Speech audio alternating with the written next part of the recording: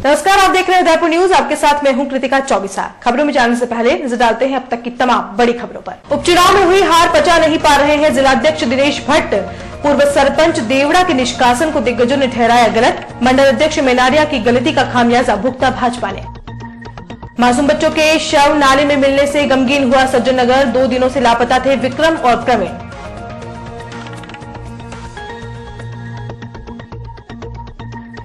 कभी भी आ सकता है फिल्म पद्मावती के भविष्य पर फैसला। सेंसर बोर्ड ने विशेष स्क्रीनिंग टीम में महाराज कुमार विश्वराज सिंह को सम्मिलित होने का दिया न्योता। और शहर में 7 दिनों तक भक्ति से सराबोर रहेगा आरएमबी मैदान। उदयपुर न्यूज पर होगा भागवत कथा का सीधा प्रसारण।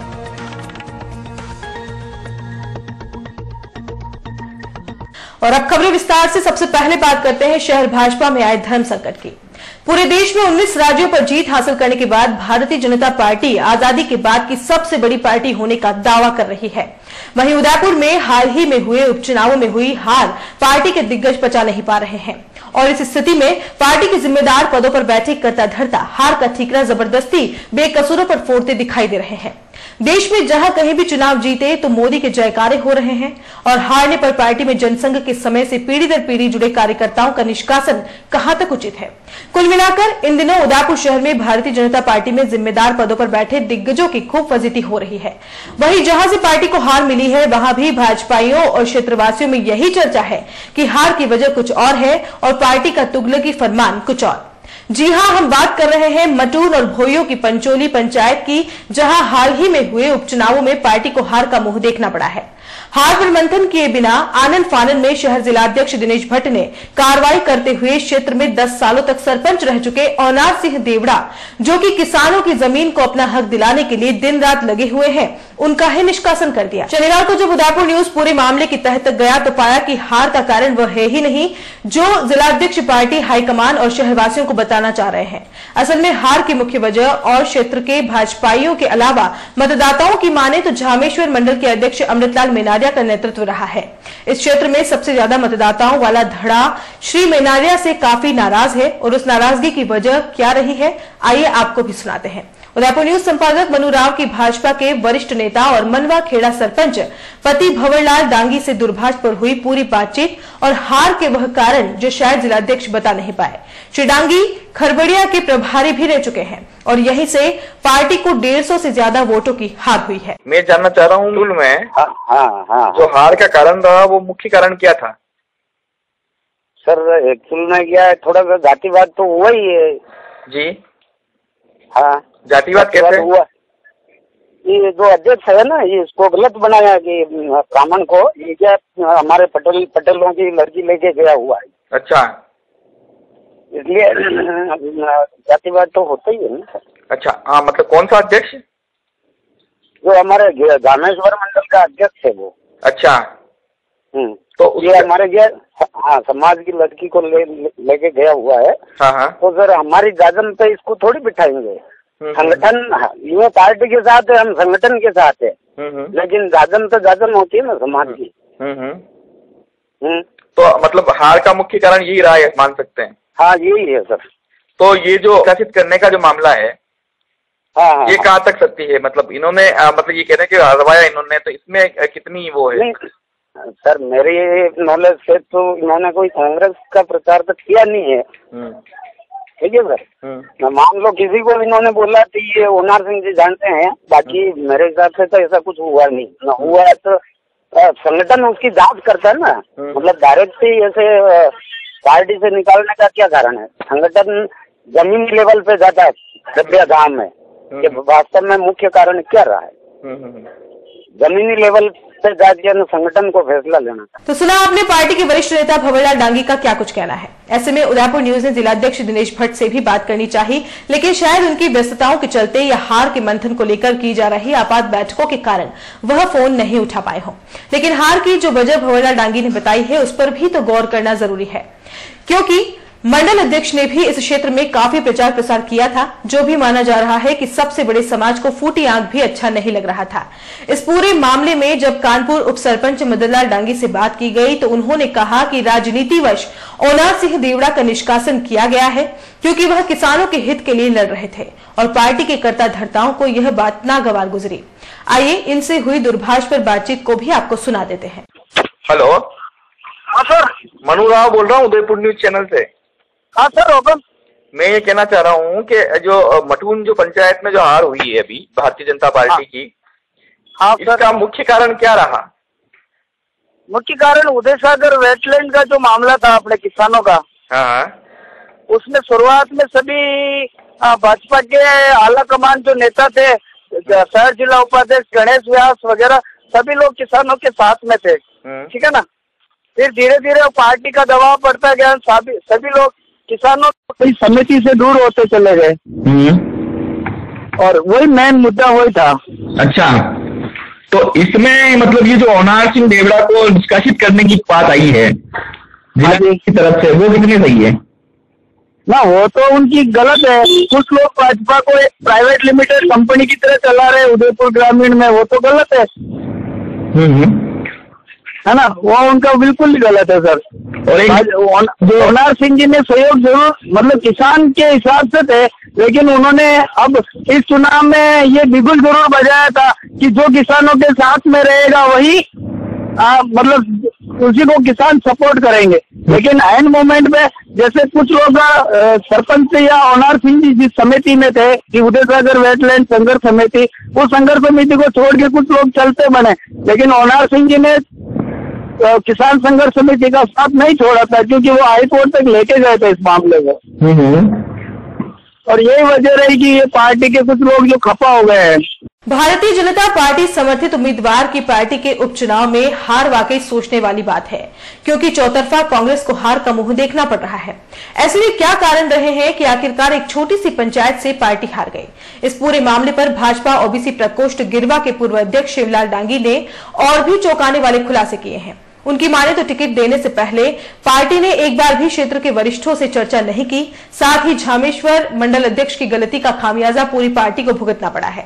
अब हार में किसी न किसी को सजा देनी थी तो वह ओनार सिंह देवड़ा को मिल गई। श्री देवड़ा तो एक बार भी खरबड़िया में नहीं आए थे और यहीं से पार्टी को सबसे ज्यादा हार मिली है। यहाँ 152 वोटों से कांग्रेस की प्रत्याशी आगे रही थी।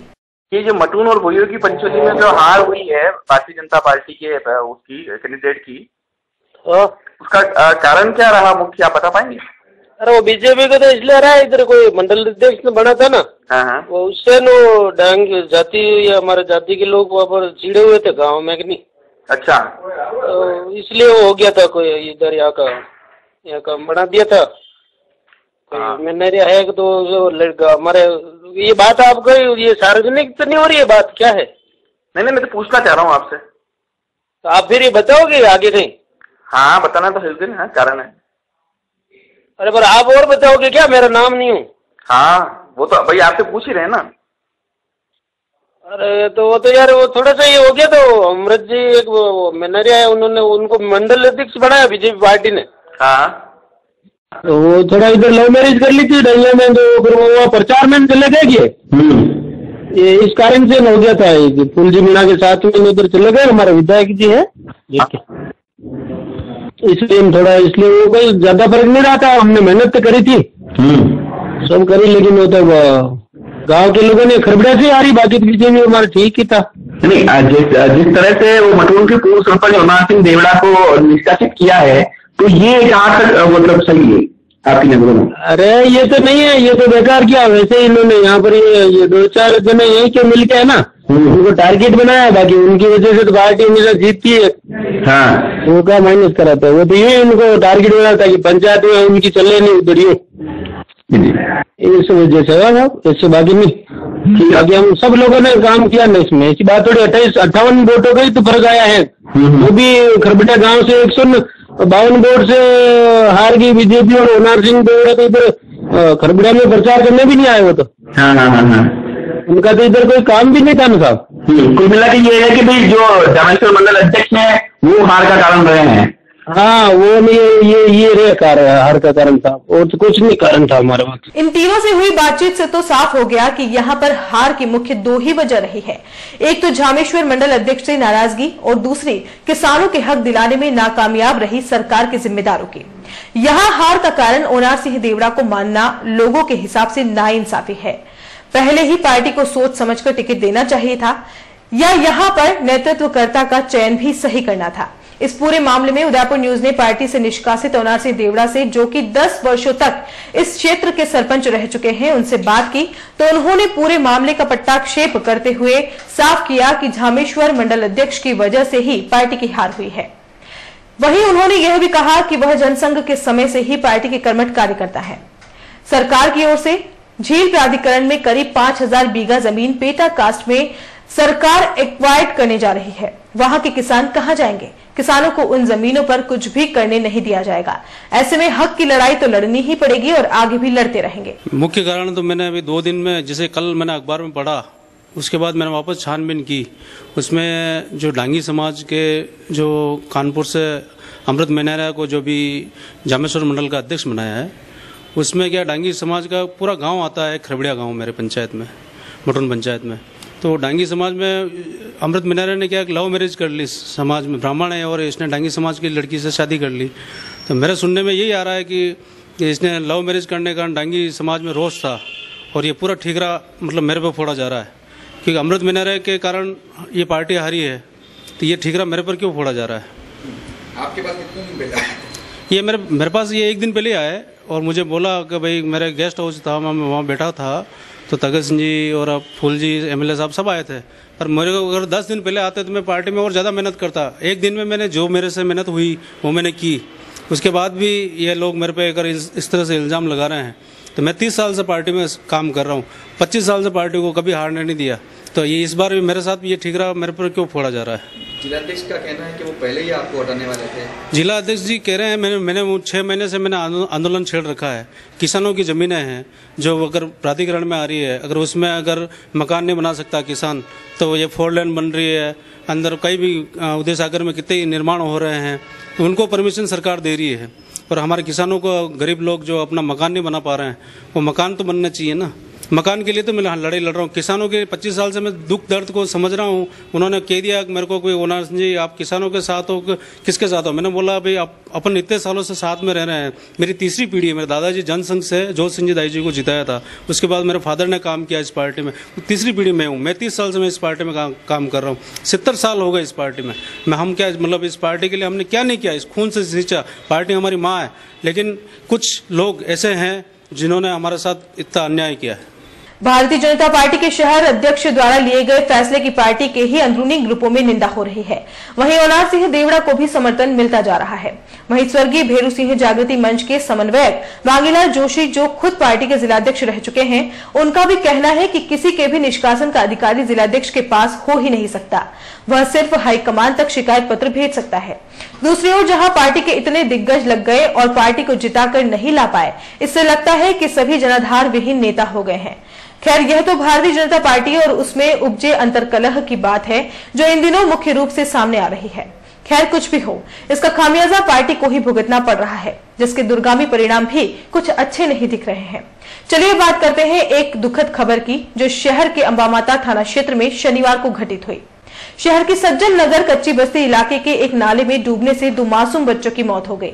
दोनों ही बच्चे इसी क्षेत्र के बताए जा रहे हैं, जो पिछले 2 दिनों से लापता भी थे। दोनों को ही ढूंढने के लिए परिवार और आस पड़ोस के लोग काफी जगह गए, लेकिन किसी को सफलता नहीं मिली। इस बीच अंबामाता थाना क्षेत्र में भी बच्चों की गुमशुदगी की रिपोर्ट दर्ज करवाई गई। शनिवार दोपहर में प्रत्यक्षदर्शियों को नाले में एक बच्चे को तैरता शव दिखाई दिया। जब उसकी शिनाख्त की गई तो यह पता चला कि विक्रम गमेती है, जो 2 दिनों से लापता था। 6 साल के विक्रम का शव मिलते ही क्षेत्रवासियों और पुलिस ने उसी नाले में तलाश शुरू कर दी।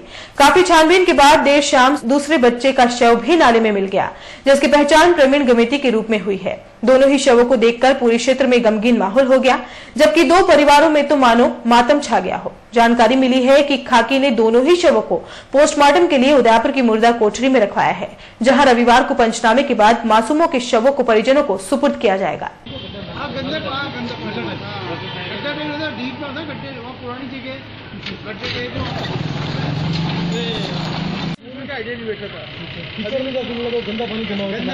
हमारे पास कल शाम को इतला आई थी कि सज्जन नगर में 2 बच्चे, एक 3 साल का, एक 5 साल का है। वो परसों 2-2:30 बजे के आसपास वो क्या है कि खेलते हुए कहीं उनके घर के आसपास खेल मैदान है, वहाँ पे एक बड़ा गड्ढा भी है, उधर की तरफ जाते देखे तो उसके बाद नजर नहीं आए। इस पर हमने कल इसकी जांच शुरू कर दी। इसका मुकदमा दर्ज करने के बाद जब आसपास हमने वो तलाश भी किया तो कोई पता नहीं चला। तो आज अभी 1 घंटे पहले पता चला जो गुमशुदा उनकी दादी ने देखा था कि भाई उन्होंने देख रहे थे, तलाश कर रहे थे। वो क्या है कि गंदा पानी वगैरह रहता है, उसमें कचरा पट्टी पड़ा हो तो क्लियर उसमें दिखता नहीं है। तो उसके अंदर दोनों बच्चों की डेड बॉडी आज नजर आई है, जिस पर हम इनको दोनों को पोस्टमार्टम के लिए यहाँ पे पोस्टमार्टम रूम में लेके आए। एक प्रवीण है, एक विक्रम है, एक की उम्र 3 साल, एक की उम्र 5 साल। और बुलेटिन में यहाँ रुकेंगे एक ब्रेक के लिए। आप देखते रहिए उदयपुर न्यूज। शादी को वर्षों बीत गए, लेकिन एक नन्हे चाहते में सारे सुख सपने रीत गए। दुख और विषाद से घिर घिर कर थक गए दोनों फिर कर। फिर एक दिन आए सुख की घड़ी, जब नीलकंठ पे नजर पड़ी। जैसे कहता हो नीलकंठ, तुम बिल्कुल भी मत घबराना, दिल में एक आस ले आना और झोली भर के ले जाना।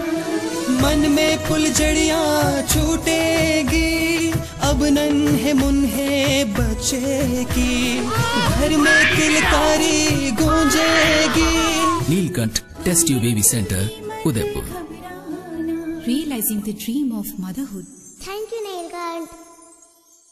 झीलों की नगरी स्मार्ट सिटी उदयपुर के सेक्टर 5 में आ गया है तुलसी लीफ, जहां आप उठा सकते हैं लजीज व्यंजनों का लुत्फ। साथ ही आपको मिलेगा फैमिली वातावरण, डेडिकेटेड स्टाफ। इतना ही नहीं, family, friends, get together, kitty party, anniversary celebration, birthday party celebration करने के लिए हॉल की विशेष सुविधा भी उपलब्ध है। Pure veg Indian cuisine restaurant, जहां आप पाएंगे soups, salad, Indian starter veg, Chinese starters, Chinese main course, dal, breads, paneer special, rice, south Indian dishes, sandwiches, pastas, pizza, chef's special and sizzlers. Tulsi leaf Indian cuisine restaurant. Address Hiran Nagari main road, sector 5, Udaipur. Order now 02942460-709। धमाका धमाका धमाका, संकल्प infrastructure and developers लाया है plot ही plot. जी हाँ, लीजिए smart city में अपने घर का संकल्प। संकल्प इंफ्रास्ट्रक्चर एंड डेवलपर्स के संग कन्वर्टेड आवासीय भूखंड, आसान मासिक किश्तों में भूखंड उपलब्ध। 1000 वर्ग फुट पर 2100 रुपये डाउन पेमेंट और 3100 रुपये की 60 आसान मासिक किश्तें। 1250 वर्ग फुट पर 3100 रुपये डाउन पेमेंट और 3600 रुपये की 60 आसान मासिक किश्तें। 1500 वर्ग फुट पर 4100 रुपये डाउन पेमेंट और 4700 रुपये की 60 आसान मासिक किश्तें। हमारे द्वारा 8 वर्ष पूर्व बेचे भूखंड की कीमत आज है 6 गुना। 21 वर्ष पूर्व बेचे गए भूखंड की कीमत आज हो चुकी है 80 गुना। सिर्फ घर बनाने के लिए ही नहीं, सुनहरे भविष्य के लिए भी इन्वेस्ट कीजिए। मुख्य विशेषताएं: पट्टेशुदा प्लॉट, हाथों हाथ कब्जा, सभी वर्गों के लिए प्लॉट उपलब्ध है। आबादी के नजदीक 30 फीट डामर road, highway touch planning, petrol pump के पास, प्रतापनगर चौराहा से मात्र 25 मिनट की दूरी पर, डबोक चौराहा से मात्र 10 मिनट की दूरी पर, डबोक मावली हाईवे के पास, आसोलिया की मादरी में आवासीय कन्वर्टेड भूखंड उपलब्ध। नियम व शर्तें लागू। कार्यालय: Sankalp infrastructure and developers, Roopshree plaza, SBI bank के सामने, दक्षिणी Sundarwas main road, Udaipur. Call it 7340034134 8890669683। Doctor Atreya नेत्र चिकित्सालय पिछले 24 वर्षों से डॉक्टर JP आत्रेय के नेतृत्व में एक ऐसा संस्थान जो देता है आंखों की कंप्यूटर एवं अत्याधुनिक मशीनों द्वारा जांच एवं नंबर निकालने की सुविधा, मोतियाबिंद के ऑपरेशन के बाद मोटे चश्मे से मुक्ति, intraocular lens eco roll computer USA द्वारा fitting, contact lens hard soft eco roll computer द्वारा फिटिंग, काला पानी, मोतियाबिंद, नाखूना, नासूर आदि के ऑपरेशन माइक्रो सर्जरी द्वारा, निकॉन, एंड जापान। जर्मनी द्वारा आयातित फेको मशीन द्वारा मोतियाबिंद का बिना टाँके वाला ऑपरेशन। नेत्र बैंक एवं पुतली प्रत्यारोपण सुविधा। भैंगापन का कसरत एवं शल्य क्रिया द्वारा इलाज। 24 घंटे भर्ती सुविधा। माइनस के नंबर का चश्मा उतारने का ऑपरेशन आरके एंड लेजिक। अति आधुनिक वातानुकूलित परामर्श कक्ष एवं ऑपरेशन कक्ष। परामर्श समय प्रातः 9 से दोपहर 2 बजे तक, दोपहर 4 से सायं 7 बजे तक, रविवार पूर्ण अवकाश। संपर्क डॉक्टर आत्रेय नेत्र चिकित्सालय 1920 प्रथम मंजिल, town hall, link road, corporation bank के पास, Udaipur, Rajasthan. Call it 25616000। Mobile number 9829041330। उस दिन तो मैं डर ही गई थी। रात के 1 बजे मैं कहाँ जाऊँ? काफी भीड़ भी जमा हो गई थी। भीड़ में से किसी ने मुझे GBH ट्रोमा इमरजेंसी का कार्ड दिया। मैंने वहाँ फोन किया, सिर्फ एक कॉल करने से तुरंत एम्बुलेंस आ गई। वहाँ के डॉक्टर, नर्स और स्टाफ ने ऐसे संभाला कि मुझे कुछ पता ही नहीं चला। उफ पापा, क्या बोलूं। उसके बाद नर्स ने जब मेरे कंधे पर हाथ रखा तो मुझे एक भरोसा मिला। पापा, सिर्फ एक सलाह ने सब कुछ पहले जैसा ठीक कर दिया। तू तो पागल है। पापा, आप ही तो हो हमारे सब कुछ। एक्सीडेंट, ट्रोमा या किसी भी इमरजेंसी में भरोसा कर सकते हैं सिर्फ NABH प्रमाणित GBH अमेरिकन हॉस्पिटल पर। जयपुर के बाद प्रदेश का एकमात्र NABH प्रमाणित हॉस्पिटल GBH अमेरिकन हॉस्पिटल, कोठी बाग, भट्ट जी की बाड़ी, उदयपुर। ब्रेक के बाद आपका स्वागत है। लेक्सिटी उदयपुर में आयोजित हो रहे 3 दिवसीय बर्ड फेस्टिवल का उद्घाटन शनिवार को गृह सेवक गुलाब चंद कटारिया ने किया। पिछोला झील किनारे जंगल सफारी से सैकड़ों स्कूली बच्चों सहित पक्षी प्रेमियों और वन विभाग के अधिकारियों की मौजूदगी में कटारिया ने गुब्बारा छोड़कर इस फेस्टिवल का आगाज किया। उदयपुर में चौथी बार आयोजित हो रहे बर्ड फेस्टिवल में 3 दिनों तक रोजाना वन विभाग की ओर से अलग अलग कार्यक्रम आयोजित किए जाएंगे और इसमें शिरकत करने के लिए सैकड़ों पक्षी प्रेमी और सैलानी लेक्सिटी पहुंचे हैं। उद्घाटन कार्यक्रम में सैकड़ों स्कूली बच्चों और पक्षी प्रेमियों ने विभाग की ओर से लगाए गए बायोस्कोप के माध्यम से पिछोला झील में पहुंचे बर्ड्स को निहारा। इस दौरान राजस्थान के अतिरिक्त मुख्य प्रधान GV रेड्डी, नगर निगम महापौर चंद्र सिंह कोठारी, UIT चेयरमैन रविंद्र श्रीमाली, सांसद अर्जुन लाल मीणा, विधायक दलीचंद डांगी सहित कई जनप्रतिनिधि और वन विभाग के अधिकारी मौजूद रहे। वहीं सर्दी के इस मौसम में सुदूर हिमालय की पहाड़ियों से भी कई प्रवासी पक्षी लेक्सिटी की झीलों और अन्य जलाशयों में प्रवास के लिए पहुंचे हैं।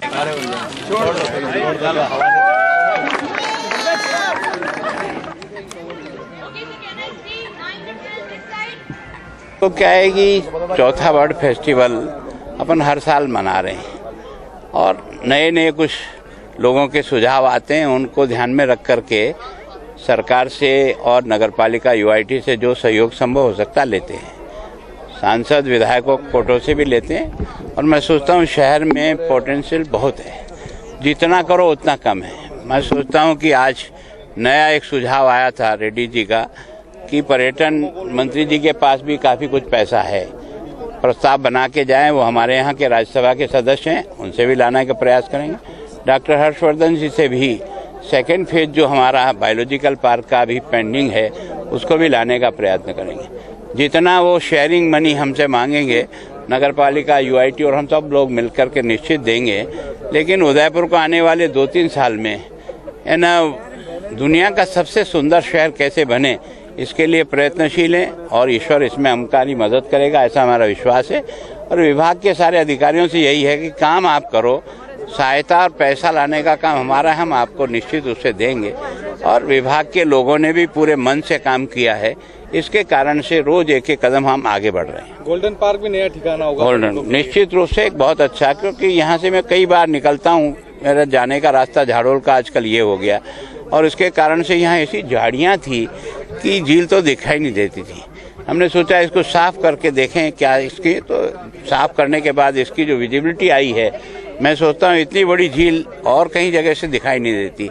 ये एक ऐसा पॉइंट है, या तो पहाड़ी से देखो तो दिखेगी, बाकी बहुत अच्छा यहाँ से मिलता है। और यहाँ जो विभिन्न प्रकार की बर्ड्स जो है वो भी आती है, तो मैं सोचता हूँ आने वाले वर्षों में और अधिक इस प्रकार की विभिन्न प्रजातियाँ यहाँ आएगी, तो एक नया डेस्टिनेशन बन रहा है और आगे बनेगा। उदयपुर को बहुत बड़ी सौगात इस बर्ड फेस्टिवल के रूप में जो हर वर्ष मनाते हैं, एक गोल्डन थीम के साथ में यह पार्क भी शहरवासियों के लिए अनुपम सौगात है।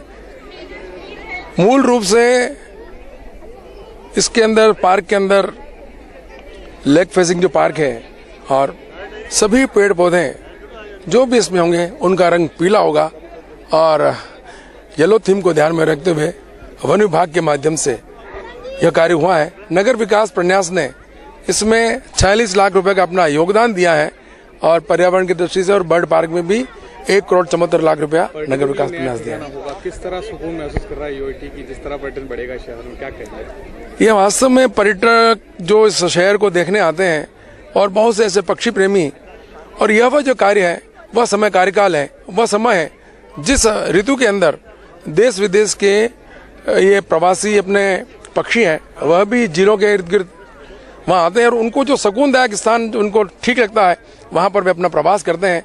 और इस दृष्टि से देखें तो पिछोला और इस शहर के आसपास जो जिले हैं और भी इस जिले के अंदर जितनी और भी जिले हैं वहाँ पर भी यह पक्षी अपना प्रवास करते हैं। तो निश्चित रूप से पर्यटकों को भी एक नया आभास, पर्यटन की दृष्टि से भी एक नया पॉइंट भी इनको यहाँ उपलब्ध हुआ है। और आने वाले समय में जिस प्रकार से वन विभाग बर्ड फेस्टिवल के रूप में जो मनाता है उसमें कई प्रकार के पक्षियों को देखने का अवसर मिलेगा। बर्ड फेस्टिवल में कल मैं बर्ड रेस के अंदर भी था, वहाँ पे भी मैंने बहुत सारी बर्ड्स देखी, कम से कम 150 स्पीसीज देखी है। 150 स्पीसीज के अंदर मैंने कम से कम 1000 से ज्यादा भी पक्षी देखे हैं उसके अंदर, सब 150 स्पीसीज। और यहाँ पे बहुत सारी बर्ड्स है, बहुत सारे स्टूडेंट यहाँ पे बर्ड वॉचिंग करने आए हैं, ये बहुत ही अच्छा है। और हम चाहते हैं कि बर्ड वॉचिंग का ये प्रोग्राम और बर्ड रेस का प्रोग्राम आगे भी और हो ताकि ज्यादा से ज्यादा लोग इसके अंदर जुड़े। सर ये बहुत ही बढ़िया प्रोग्राम हुआ है, मैं भी पहली बार इसके अंदर आया हूँ तो ये मेरे लिए बहुत बड़ी बात है। यहाँ पर बहुत सारे अच्छे अच्छे पक्षी देखने आया हूँ। मैंने साल भर इंतजार किया था इसको देखने के लिए। और ये पिछोला झील है, इसके हम अभी पिछोला झील के पीछे है, इधर बहुत सारे पक्षी है। राजस्थान से पूरे देश में फैला फिल्म पद्मावती का विरोध अब शायद थम जाए और इस फिल्म के रिलीज होने या नहीं होने के परिणाम भी जल्द ही आते दिखाई दे रहे हैं, क्योंकि अब central board of film certification ने भी अपनी प्रक्रिया शुरू कर दी है। इसी कड़ी में फिल्म के विवाद को निपटाने के लिए एक समीक्षा कमेटी बनाई जा रही है। कमेटी में शामिल होने के लिए सीबीएफसी के चेयरमैन प्रसून जोशी ने रानी पद्मावती के वंशज और मेवाड़ पूर्व घराने के सदस्य विश्वराज सिंह मेवाड़ को भी फोन कर आमंत्रित किया है। हालांकि विश्वराज सिंह ने अभी कमेटी में शामिल होने के लिए स्वीकृति नहीं दी है, क्योंकि वे उससे पहले प्रसून जोशी से कुछ सवालों के जवाब जानना चाहते हैं। विश्वराज सिंह मेवाड़ प्रसून जोशी को पूर्व में 2 पत्र लिख चुके हैं, लेकिन उन पत्रों का कोई जवाब नहीं आने से विश्वराज सिंह के सवालों के जवाब नहीं मिल पाए हैं। विश्वराज सिंह ने 2 पत्रों के माध्यम से अपनी बात रख दी है, लेकिन उनका जवाब तो नहीं आया, पर महाराज कुमार के पास निमंत्रण जरूर आया है। शनिवार को मीडिया से बातचीत के दौरान विश्वराज ने कहा कि कमेटी में शामिल होना या नहीं होना बात की बात है, लेकिन 5 मिनट का जो फिल्म का अंश सामने आया है उसमें सुधार नहीं हो पा रहा है, तो 2 घंटे की फिल्म में सुधार हो पाएगा, ये कैसे संभव है। विश्वराज सिंह ने यह भी कहा कि बिना सर्टिफिकेशन के रिलीज डेट जारी कर देना और अब समीक्षा कमेटी के माध्यम से बदलाव कर देने की बात करना कितना सही होगा। आपको बता दें कि इस विरोध में मेवाड़ राजघराने से सबसे पहले महाराणा महेंद्र सिंह मेवाड़ और विश्वराज सिंह मेवाड़ ने ही अपना विरोध जताते हुए फिल्म का प्रदर्शन नहीं करने देने की बात उठाई थी। मुझे पहले फोन आया था कि पद्मावती फिल्म के सर्टिफिकेशन के प्रोसेस के लिए एक कमेटी बिठाई जा रही है और अगर मैं उस कमेटी में भाग लूं तो ठीक रहेगा। वो फोन कॉल आया था और उसके रिप्लाई में मैंने एक लेटर भेजा है और इस लेटर के रिप्लाई का इंतजार है कि क्या ये क्लैरिफिकेशंस मिलते हैं कि नहीं। उसके बाद डिसाइड करेंगे तो कमेटी में ज्वाइन करना है कि नहीं करना है।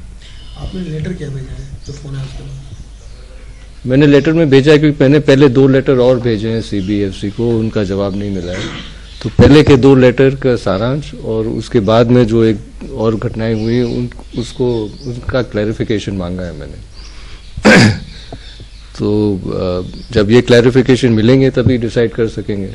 इश्यूज तो है, एक तो 3 भाग है, एक तो फिल्म के बारे में, एक फिल्म वालों के काम करने के तरीके के बारे में और एक तो कमेटी के बारे में। जहाँ तक फिल्म की बात है, पहले तो ये प्रचार किया गया था कि ये एक हिस्टोरिकल फिल्म है और फिर कुछ टाइम बाद बताया गया कि ये एक काल्पनिक फिल्म है। और अखबार में ये भी आ गया था कि जब उन्होंने सर्टिफिकेशन के लिए एप्लीकेशन रखी थी तो फिल्म वालों ने ये किस तरह की फिल्म है उस भाग को ब्लैंक छोड़ा था, इनकम्प्लीट छोड़ा था। तो ये फिल्म है क्या, काल्पनिक है कि इतिहास के तौर पर है, इसका तो क्लैरिफिकेशन पहले ही होना चाहिए। और दूसरी बात है कि जो मेरा लेटर है ये जो फिल्म के उस भाग जो रिलीज हो चुके हैं उसके ऊपर है, न कि जो रूमर्स हैं कि ये फिल्म में ऐसा भी दिखाया सकता है कि वैसा भी हो सकता है। जो हमने देखा है उसके ऊपर लेटर है। और जो हमने देखा है, जैसे this song is one example, कि सब लोगों को बुरा लगा है कि this is not the way, ना तो हिस्ट्री है ना तो कल्चर है। तो आप इस चीज का आप सुधार कैसे करेंगे? क्योंकि अगर ये 5 मिनट का सुधार, how will you treat this, how इसका ट्रीटमेंट कैसे होगा, फिर बाकी फिल्म की बात करें। अगर ये छोटे से इस अंश का भी सुधार नहीं होएगा तो बाकी फिल्म का देखने से क्या मतलब। और हाँ, और ये भी है कि ये जो जैसे काम करने का तरीका है, उन्होंने किन पत्रकारों को फिल्म दिखाई, उन्होंने पब्लिक रिव्यू किया है, उन्होंने पहले रिलीज डेट बता दी विदाउट सर्टिफिकेशन, ये भी मुद्दे हैं। उन्होंने यूके में बताया गया कि सर्टिफिकेशन मिल गई है। तो ये सीबीएफसी जो आज एडिट देखेगी, सर्टिफाई करेगी, तो ये फिल्म एडिट जैसे सीबीएफसी डिसाइड करेगी वो सिर्फ भारत के लिए है कि दुनिया भर के लिए, उनकी रीच, उनकी क्या बात है। और आप सब मीडिया वाले और मैंने सीबीएफसी भी हिस्टोरियन से पूछ रहे हैं, लोगों से पूछ रहे हैं हिस्ट्री क्या है, लेकिन बात तो यही है कि फिल्म वाले ने खुद जोर से कहा है कि मैंने रिसर्च किया है। तो फिल्म वाले से तो कोई पूछ नहीं रहा है, वो सामने लाए, उन्होंने, उनका क्या रिसर्च। मेरा तो यही कि आप इस जितना हमने देखा है, ये मेरे क्वेश्चंस है according to what I have seen, इसका आप सुधार कैसे करोगे। तो अगर ये कुछ सुधार होएगा, कुछ सुधार नहीं होएगा, तो फिर ये तो आधा पूरा काम हो गया। तो जो ऑब्जेक्शन आज सामने आए हैं उनको आप कैसे डील करोगे। आप अगर वो सामने आए तो फिर बाकी की फिल्म की बात करें। हॉकी उदयपुर और बीएन ओल्ड बॉयज एसोसिएशन के संयुक्त तत्वावधान में स्वर्गीय प्रेम सिंह चुंडावत स्मृति मिनी जूनियर हॉकी प्रतियोगिता आगामी 24 से 26 दिसंबर तक आयोजित होने जा रही है। इस प्रतियोगिता को लेकर हॉकी एसोसिएशन उदयपुर के सचिव डॉक्टर कुलदीप सिंह झाला ने बताया कि 3 दिनों तक चलने वाली इस प्रतियोगिता में प्रदेश की 23 से ज्यादा टीमें भाग लेंगी। स्वर्गीय प्रेम सिंह चुंडावत खेल प्रेमी होने के साथ साथ राष्ट्रीय स्तर के हॉकी खिलाड़ी भी रहे हैं, इसलिए उनकी याद में इस प्रतियोगिता का आयोजन किया जा रहा है। इस प्रतियोगिता से उदयपुर में हॉकी के प्रति एक अच्छा माहौल बनेगा और भारत के राष्ट्रीय खेल को बढ़ावा भी मिल सकेगा। स्वर्गीय प्रेम सिंह चुंडावत स्मृति राज्य स्तरीय हॉकी प्रतियोगिता का आयोजन कल दिनांक 24 दिसंबर से 26 दिसंबर तक 3 दिवसीय आयोजन किया जाएगा। हॉकी राजस्थान की ओर से यह पहला प्रयास किया गया उदयपुर को स्वर्गीय प्रेम सिंह जी चुंडावत की स्मृति में राज्य स्तरीय हॉकी प्रतियोगिता का आयोजन करने का जिम्मा दिया गया, जिसमें कुल 23 जिलों की टीमें भाग ले रही है। और इससे चयनित होने वाली टीम राष्ट्रीय हॉकी प्रतियोगिता केडी सिंह बाबू लखनऊ में भाग लेने के लिए जाएगी। इस प्रतियोगिता का उद्घाटन समारोह कल सुबह 11 बजे श्रीमान पुष्पेंद्र सिंह जी राणावत ऊर्जा मंत्री राजस्थान सरकार के मुख्य आतिथ्य में संपन्न होगा। साथ ही सम्मान्य अतिथि के रूप में श्री हरिओम सिंह जी राठौड़ केलवा राजसमंद सांसद रहेंगे। विशिष्ट अतिथि हॉकी राजस्थान के सेक्रेटरी अरुण सारस्वत एवं श्री मित्रानंद पुनिया अध्यक्ष हॉकी राजस्थान रहेंगे। वहीं समापन समारोह 26 तारीख को होगा, जिसके मुख्य अतिथि श्री अशोक कुमार ध्यानचंद अर्जुन अवार्डेड 1974 रहेंगे और साथ ही सम्मान्य अतिथि के रूप में श्री मदन जी पालीवाल चेयरमैन मिराज ग्रुप रहेंगे। 3 दिवसीय प्रतियोगिता में लगभग 20 से 25 मैच होने की संभावना है, जिससे चयनित टीम राष्ट्रीय प्रतियोगिता में भाग लेगी। और उदयपुर शहर वासियों से विशेष निवेदन है कि राष्ट्रीय खेल हॉकी को प्रमोट करने के लिए छोटे बच्चों अंडर 14 लेवल का जो बच्चों का है उनको मोटिवेशन देने के लिए ज्यादा संख्या में बीएन संस्थान में पा रहे हैं। और बीएन ओल्ड बॉयज एसोसिएशन इसमें पूर्ण रूप से सहभागी है, चूंकि प्रेम सिंह जी चुंडावत रिटायर्ड आईपीएस जो प्रशासनिक सेवा से थे और बीएन के पूर्व छात्र थे और स्वयं राष्ट्रीय स्तर के हॉकी खिलाड़ी और ऑल इंडिया इंटर यूनिवर्सिटी पे उदयपुर विश्वविद्यालय का रिप्रेजेंट करने वाले खिलाड़ी थे। उनकी याद को चिरस्थायी बनाने के लिए हॉकी उदयपुर और बीएन ओल्ड बॉयज एसोसिएशन के संयुक्त तत्वावधान में राज्य स्तरीय प्रतियोगिता का आयोजन किया जा रहा है। लगभग 300 खिलाड़ी इस प्रतियोगिता में भाग लेंगे, जिनको रहना खाना पीना, उनके टी शर्ट्स, फूड और जो भी व्यवस्थाएं हैं उन वो सभी व्यवस्थाएं आयोजन समिति द्वारा BN old boys association hockey Udaipur द्वारा की जा रही है। और इसमें उदयपुर शहर के सभी नागरिकों से भी अनुरोध है कि आके बच्चों को प्रोत्साहन कराएं। बड़ा नागदा ब्राह्मण युवा संगठन की ओर से शनिवार को 3 दिवसीय खेलकूद प्रतियोगिता का आगाज किया गया। शहर के राजस्थान कृषि महाविद्यालय के मैदान में होने वाली प्रतियोगिताओं में संभाग भर के बड़े नागदा समाज के युवा भाग ले रहे हैं। इन प्रतियोगिताओं में क्रिकेट की 12 टीमें, वॉलीबॉल की 11 टीम और कबड्डी की 8 टीमें भाग ले रही हैं। शनिवार को खेले गए मैचों का रोमांच मैदान में और उसके बाहर काफी देखा गया है। सैकड़ों युवा इन मैचों को देखने के लिए यहां आए हुए थे। संभाग भर से आए युवाओं को ठहरने और खाने की व्यवस्था भी आरसी में ही की गई है। यह टूर्नामेंट बड़ा नागदा समाज के लिए बड़ा नागदा युवा संगठन की ओर से आयोजित किया जा रहा है, जिसमें समाज के लगभग क्रिकेट में 12 टीम और कबड्डी में 8 टीम और वॉलीबॉल में 11 टीम पार्टिसिपेट कर रही है। इसमें उदयपुर, चित्तौड़, भीलवाड़ा, राजसमंद के सारे गांवों से जो समाज के गांव हैं वो पार्टिसिपेट कर रहे हैं और युवाओं का रुझान काफ़ी अच्छा है। लोग सब बढ़ चढ़कर भाग ले रहे हैं इसमें और काफ़ी आनंद आ रहा है। ये 3 दिवसीय प्रतियोगिताएं हैं, 23, 24, 25 दिसंबर 3 दिवसीय चलेगी। यहाँ पे आरसी ग्राउंड पे यहीं बच्चे ठहरेंगे, यहीं खाने पीने की पूरी व्यवस्था है। प्राइज उनको पिछली बार जैसे जो पिछली बार से होता आ रहा है उनको मेडल दिए जा रहे हैं, वो मेडल दिए जाएंगे और उसके अलावा भी कुछ अट्रैक्टिव गिफ्ट भी होगा उनके लिए कुछ। और 25 को 2 बजे समापन समारोह होगा, उसमें प्रतिभा सम्मान समारोह आयोजित किया जाएगा। और यहाँ एक बार फिर से वक्त चला एक छोटे से ब्रेक का। ब्रेक के बाद दिखाएंगे कुछ और खबरें।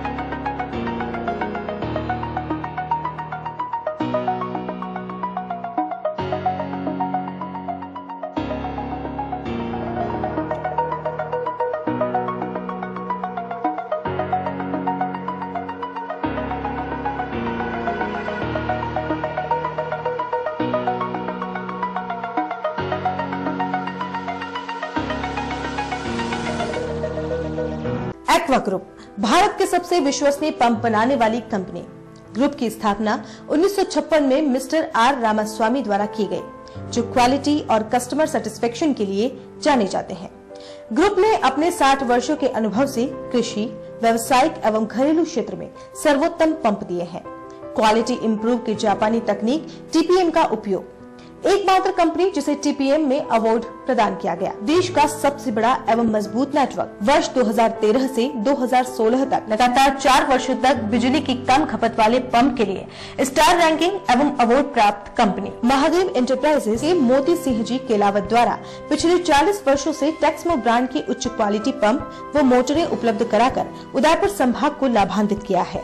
संपर्क करें महादेव एंटरप्राइजेस, मेवाड़ मोटर की गली, Arman complex, Udiapol, Udaipur. Phone 0294241456, mobile number 9414122216। Royal motors लगातार 32 वर्षों से आपकी सेवा में। हीरो मोटोकॉर्प का सबसे बड़ा एवं विस्तृत शोरूम व अत्याधुनिक वर्कशॉप, जहां आपको मिलेगी विश्व स्तरीय सर्विस एवं जनरल पार्ट्स की सुविधा। हीरो मोटर्स के सभी 2 व्हीलर्स वाहन विभिन्न रंगों एवं मॉडल्स में उपलब्ध। त्योहारों पर बुकिंग कर विभिन्न उपहार पाएं। Royal motors company 57 Panchvati, Udaipur. संपर्क करें 2426838। रॉयल हुंडई लगातार 9 वर्षों से आपकी सेवा में। हुंडई के सभी मॉडल सभी कलर्स में उपलब्ध। बुकिंग का लाभ उठाएं और आइए अपनी पसंद का मॉडल ले जाइए। त्योहारों पर एक्सचेंज एवं फाइनेंस की सुविधा उपलब्ध। अधिकृत विक्रेता रॉयल हुंडई 15A ट्रांसपोर्ट नगर, गोवर्धन विलास बाईपास के नजदीक, उदयपुर। संपर्क करें 26404552। मनामा मोटर्स लगातार 25 वर्षों से आपकी सेवा में। शहर के मध्य हीरो मोटोकॉर्प का सबसे अत्याधुनिक शोरूम व वर्कशॉप हुसैन मुस्तफा की देखरेख में, जहां आपको मिलेगी अपने 2 व्हीलर्स वाहन पर एक्सचेंज की सुविधा व फाइनेंस की सुविधा भी। बुकिंग का लाभ उठाएं। Manama Motors opposite BN college, Udaipur. Call at 9829244738। झीलों की नगरी उदयपुर में न्यू इंडिया इंटरनेशनल वुलन बाजार लेकर आया है आपके लिए an exclusive branded garment sale woollen बाजार, जहां आपको मिलेगा menswear, innerwear, jackets, hooded pullover, leather jackets, sweater, kids wear, inner wear, jackets, hooded pullover, leather jackets, sweater, baby blankets. Girls wear, inner wear, jackets, cardigan, shawl, sweater, fancy stall, woollen kurti, leggings, अन्य हजारों variety सभी special sizes में उपलब्ध। मोजे, scarf, gloves, टोपी, woollen socks, innerwear और अन्य हजारों वैरायटी। तो आज ही आए वुलन बाजार और ले जाए अपनी पसंद के woollen. Picture palace, Ashoka talkies के पास, Suresh Paul, Udaipur. Mobile number 9329709950, 9098905090। हर आदमी का सपना घर हो अपना। इसी उम्मीद के साथ राजस्थान की स्मार्ट सिटी उदयपुर में राधेश्री इंफ्राटेक इंडिया प्राइवेट लिमिटेड पेश करता है राधेश्री विहार 4। आसान मासिक किश्तों में आवासीय भूखंड उपलब्ध। 1000 वर्ग फुट पर मात्र 16,200 रूपए डाउन पेमेंट, 2,300 रूपए की 75 आसान मासिक किश्तें। 1,500 वर्ग फुट पर मात्र 24,300 रूपए डाउन पेमेंट, 3,450 रूपए की 75 आसान मासिक किश्तें। 2,000 वर्ग फुट पर मात्र 32,400 रूपए डाउन पेमेंट, 4,600 रूपए की 75 आसान मासिक किश्तें। विशेषताएं: 30 फीट रोड, मंदिर, हरा भरा वातावरण, आबादी के नजदीक सभी वर्गों के लिए भूखंड उपलब्ध। दुकानों के प्लॉट भी उपलब्ध हैं। प्रताप नगर से मात्र 15 मिनट की दूरी पर, देबानी जिंक चौराहे से मात्र 10 मिनट की दूरी पर, मीठा नीम से मात्र 5 मिनट की दूरी पर, एयरपोर्ट के पीछे 10 मिनट की दूरी पर। नियम व शर्तें लागू। Radheshree Infratech India private limited, 6 Vinayak Kunj, Bohra Ganesh ji मंदिर के सामने, उदयपुर। Call it 0294247065, 9460684119, 9460684120, 9829632125, 8003498443। ब्रेक के बाद एक बार फिर से आपका स्वागत है। उदयपुर जिला वैश्य महासम्मेलन की ओर से आगामी 25 दिसंबर से 31 दिसंबर तक भागवत कथा का आयोजन किया जा रहा है। यह आयोजन शहर के आरएमबी स्कूल के मैदान में होने जा रहा है, जो रोजाना दोपहर 2 से 6 बजे तक चलेगा। इस संदर्भ में शनिवार को एक प्रेस वार्ता का आयोजन किया गया, जिसमें श्रीमद भागवत कथा के मुख्य वाचक हरिराय बाबा श्री ने बताया कि भागवत कथा की भव्य पौथी यात्रा 25 दिसंबर को तीज का चौक स्थित बाईजी राज के कुंड से गाजे बाजे के साथ आरएमबी ग्राउंड पहुंचेगी, जहां बाद में रोजाना भागवत कथा का आयोजन किया जाएगा। वहीं 28 और 30 दिसंबर को भागवत कथा से पूर्व सुबह 10:30 बजे से 12 बजे तक संस्कार सत्र का आयोजन किया जाएगा, जिसमें 28 दिसंबर को तो मोटिवेशनल स्पीकर सुनील लड्डा खुशियों का ठिकाना फलिस्तान विषय पर सभी को जागरूक करेंगे। वहीं 30 दिसंबर को आचार्य सुनील सागर मार्गदर्शित करेंगे। साथ ही 31 दिसंबर को पूर्णाहुति हो और महाप्रसादी के साथ समापन किया जाएगा। उदयपुर न्यूज के दर्शक 7 दिनों तक होने वाली भागवत कथा का सीधा प्रसारण घर बैठे बैठे भी देख सकते हैं। उदयपुर जिला वैश्य महासम्मेलन द्वारा दिनांक 25 से 31 दिसंबर तक विशाल भागवत कथा का आयोजन किया जा रहा है। भक्ति रस वर्षा के नाम से हम आयोजन कर रहे हैं। इस आयोजन का पूरे शहर में, न केवल शहर में बल्कि आसपास के गांवों में भी सभी स्थानीय चैनलों द्वारा और विशेष रूप से उदयपुर न्यूज चैनल द्वारा लाइव प्रसारण किया जाएगा। मैं उदयपुर की जनता से रिक्वेस्ट कर रहा हूं, अपील कर रहा हूं कि आप इस प्रसारण को रोज दिन में 2 से 5 बजे तक, जिसमें हमारे बड़ौदा कामन के बाबा श्री हरिराय जी कथा वाचन करेंगे, आप इस कार्यक्रम को जरूर देखें। एक विशेष धार्मिक आयोजन रखा है हमने। आज के इस परिप्रेक्ष्य में जिस प्रकार अनैतिक कार्य बढ़ते जा रहे हैं और धार्मिक कार्यक्रमों की जरूरत वाकई लगने लगी है, इस दृष्टि से यह कार्यक्रम एक महत्वपूर्ण कार्यक्रम है। मैं पुनः उदयपुर की जनता से रिक्वेस्ट कर रहा हूं कि आप निश्चित रूप से इस कार्यक्रम को, जो यहां पधार सके, एक विशाल 30,000 फीट का हमने पंडाल बनाया है, डोम बनाया है, जो यहां पधार सके वो तो जरूर पधारे, और जो नहीं हाजिर हो सकते हैं वो अपने घर पर इस कार्यक्रम को देख सकते हैं। मैं आपसे पुनः अपील कर रहा हूं कि आप इस कार्यक्रम को जरूर देखें। धन्यवाद। श्री वल्लभाधीश की जय।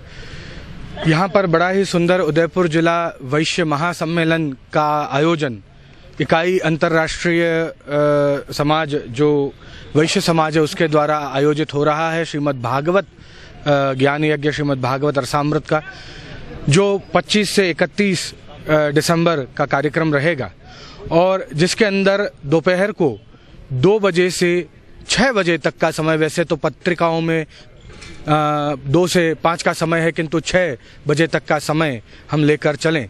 और ये RMV के ग्राउंड पर ये सुंदर आयोजन आयोजित हो रहा है, जिसके अंदर आप सभी को हार्दिक आमंत्रण है, आप आएं, जुड़ें और इस सुंदर कार्यक्रम का लाभ। श्रीमद् वल्लभाचार्य जी ने श्रीमद् भागवत के ऊपर जो अपना मत रखा, जो अपना एक सुंदर टीका या अपना विवेचन जो किया, उसका नाम रखा गया है श्री सुबोधनी, जिसके अंदर प्रथम 3 कंदों के ऊपर आपने विशेष रूप से किया। उसके बाद भगवान श्री कृष्ण ने उनसे स्वधाम आने की आज्ञा करी, इसलिए उनके पास इतना समय न होने के कारण सीधे उन्होंने 10वें स्कंद पर अपने विचार रखे और उसके बाद आप स्वधाम पधारे। तो श्री सुबोधनी हमें मात्र 4 स्कंदों की प्राप्त होती है, जिसके अंदर प्रथम 3 स्कंद और 10वां स्कंद। पर इसके अंदर जो हमें आज के युवाओं के लिए जो विशेष रूप से बताने जाने वाली बातें हैं, वो श्री सुबोधनी जी के अंदर जिस रूप से खुलासा की गई हैं और किसी भी टीकाकार या ज्ञानी के द्वारा इतने खुलेपन से श्रीमद् भागवत के ऊपर कोई कह नहीं पाया। अर्चना ग्रुप की ओर से हर वर्ष की भांति इस वर्ष भी दूसरी बार आगामी 25 दिसंबर से अर्चना प्रीमियर लीग का उद्घाटन किया जा रहा है। इस प्रतियोगिता में अंडर 14 क्रिकेटर बच्चे ही भाग ले रहे हैं। प्रतियोगिता में करीब 8 टीमें अपना भाग्य आजमाएंगी। सारे ही मैच उदयपुर के शिकारवाड़ी ग्राउंड में आयोजित किए जाएंगे। 25 दिसंबर को शुभारंभ अवसर पर लक्ष्यराज सिंह मेवाड़ बतौर अतिथि मौजूद रहेंगे। आपको बता दें कि करीब 180 स्कूली बच्चे इस टूर्नामेंट में हिस्सा लेंगे, जिनमें से 10 से ज्यादा बेहतरीन क्रिकेट खेलने वाले बच्चों को अंडर 19 प्रतियोगिता में चयन किया जाएगा। सभी मैच 50-50 ओवर के होंगे। 25 दिसंबर सोमवार से अर्चना प्रीमियर लीग का शुभारंभ हो रहा है शिकारबाड़ी ग्राउंड पे शाम को 4 बजे। अर्चना ग्रुप का ये प्रयास है कि ये जो अंडर 14 टूर्नामेंट है, इससे बच्चों की नींव को मजबूत करना, उनको एक प्लेटफॉर्म प्रदान करना ताकि भविष्य में वो अच्छा खेल सकें। ये अर्चना प्रीमियर लीग का 2nd सीज़न है। 1st सीज़न हम कर चुके हैं सफलतापूर्वक। दूसरी बार आप से हम आ रहे हैं उदयपुर शहर में 25 तारीख को। हमारा उद्देश्य और अर्चना ग्रुप का सिर्फ और सिर्फ एक मकसद ये है कि बच्चों की नींव और उनके फाउंडेशन को मजबूत करना। जो हम और उदयपुर जिला संघ के अध्यक्ष मनोज जी भटनागर, मनोज जी चौधरी जो कि कोच हैं, और महाराज कुंवर साहब लक्ष्यराज सिंह जी मेवाड़, जिनका बहुत बहुत आभार रहता है उदयपुर क्रिकेट के लिए, उनके प्रयास से हम इसको टूर्नामेंट को 25 तारीख से स्टार्ट कर रहे हैं। इसके अंदर टोटल 8 टीमें हैं जो खेलेगी। एक टीम में 14 बच्चों का फॉर्मेट है। ये पूरा 50-50 ओवर्स का टूर्नामेंट है विथ कलरफुल ड्रेसेस।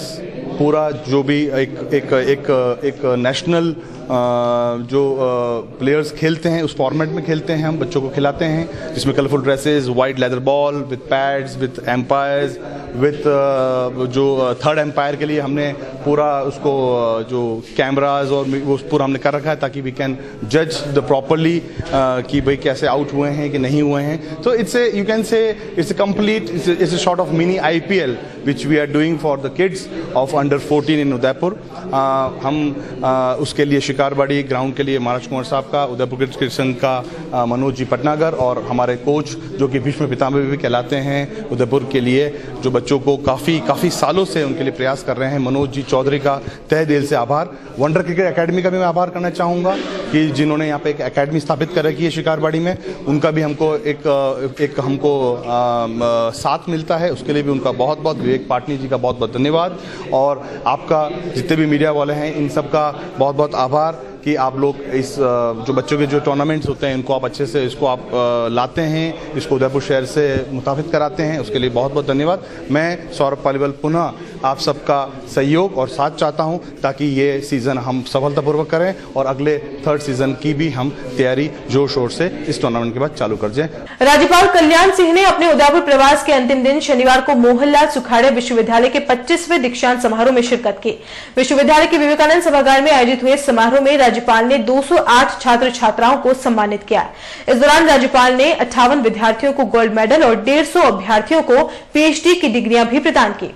समारोह में प्रदेश की उच्च शिक्षा सेवक श्रीमती किरण माहेश्वरी, कुलपति प्रोफेसर JP शर्मा सहित कई गणमान्य लोग और विद्यार्थी मौजूद रहे।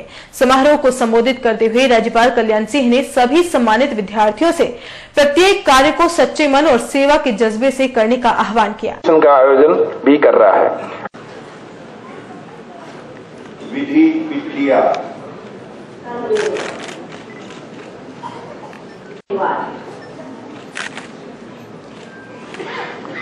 लाल जोशी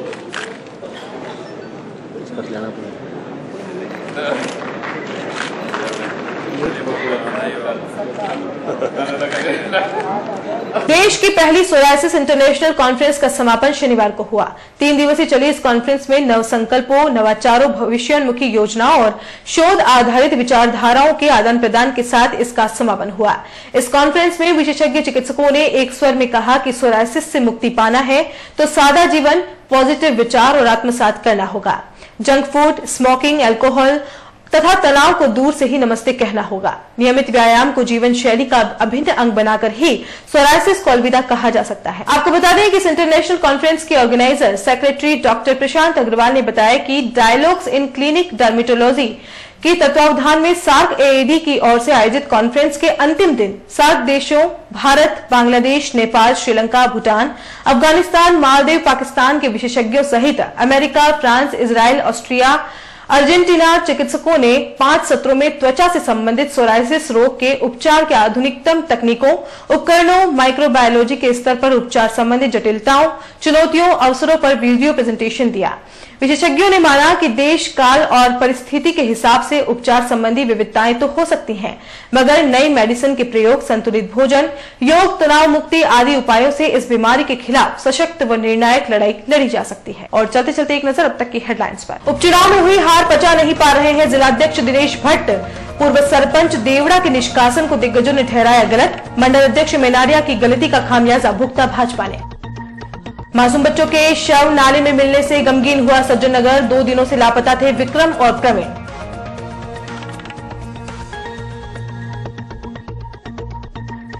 कभी भी आ सकता है फिल्म पद्मावती के भविष्य पर फैसला। सेंसर बोर्ड ने विशेष स्क्रीनिंग टीम में महाराज कुमार विश्वराज सिंह को सम्मिलित होने का दिया न्योता।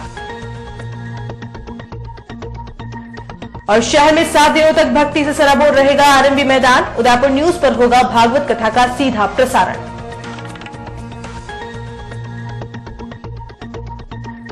उदयपुर न्यूज के इस बुलेटिन में फिलहाल इतना ही। शहर की तमाम हलचल से आपको आगे भी रूबरू करवाते रहेंगे।